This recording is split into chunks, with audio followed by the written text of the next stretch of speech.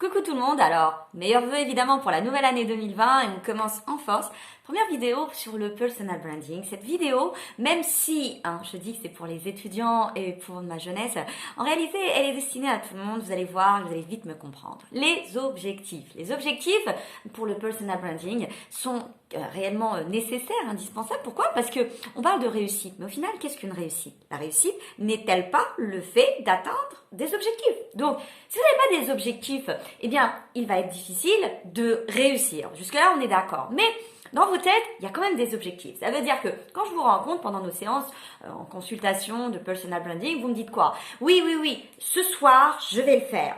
Demain, je vais faire ceci. Et quand on va se revoir dans une semaine, tu vas voir, j'aurai fait telle et telle chose. Moi, je vous crois. En général, je me dis, pourquoi pas? Ils savent, ils connaissent réellement leur vie. Et s'ils me disent qu'ils vont le faire, c'est qu'ils vont le faire.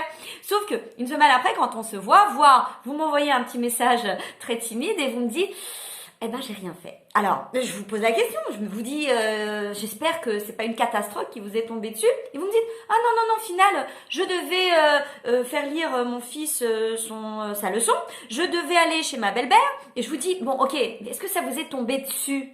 Non, en fait, tous les soirs, je suis obligée de faire lire à mon fils sa leçon.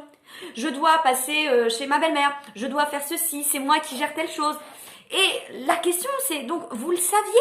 Pourquoi vous avez l'impression de ne pas avoir atteint vos objectifs alors que vous saviez dès le départ que vous aviez des contraintes? Pourquoi cette tendance à vous fixer des objectifs que vous n'allez pas réaliser? Vous allez me dire, c'est pas si grave, ça s'est pas fait aujourd'hui, ça va se faire la semaine d'après. Le souci, c'est que moralement et sur le plan psychologique, vous prenez un coup. Ça veut dire que vous avez l'impression que vous n'y arrivez pas, que vous n'allez pas vous en sortir, alors que c'est pas vrai. Que dès le départ, si vous aviez bien analysé la situation, vous vous seriez rendu compte que de toute façon, ce que vous m'aviez dit était tout simplement impossible. Oui, il y a des choses qui sont impossibles. Du coup, eh bien, réfléchissez de manière rationnelle, réaliste et cohérente. Arrêtez de vous fixer des objectifs que de toute façon vous ne pourrez jamais tenir. Et puis après me dire, non mais tu vois, ma vie elle est pas simple. Non mais tu vois, c'est pour ça que j'y arriverai jamais. C'est faux. C'est parce que vous niez d'une façon ou d'une autre votre réalité. Et qu'est-ce qu'on s'est dit? On s'est dit que se faire son SWOT personnel dans le personal branding nous aidait à comprendre notre réalité, à se rendre compte qu'on a une vie, qu'on a des gamins, on a un mari, on a des gens à charge, qu'on a un métier qui est pas simple. Et que avec ça, on fait comment, d'accord?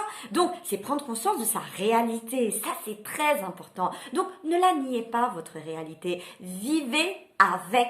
Et c'est avec qu'on va fixer des objectifs cohérents, réalistes, rationnels. Et vous allez voir que votre discours va changer. Moi, je préfère que vous me disiez dans 10 jours, mais que vous soyez réellement certain, presque certain, 90% certain que vous allez y arriver, vous allez être super fiers de vous, plutôt que le contraire. Donc, réellement, réfléchissez à votre contexte et en fonction, réfléchissez à vos objectifs. À la prochaine!